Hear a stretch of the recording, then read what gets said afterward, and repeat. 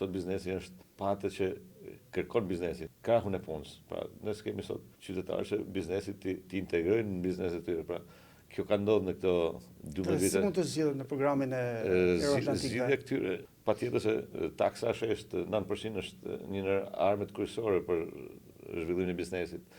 Taksimi zero tax, siç e kemi në program për biznesin që faturon deri në 140 milion lekë vjetra, është një në pikat tjera që i jep mundësisë.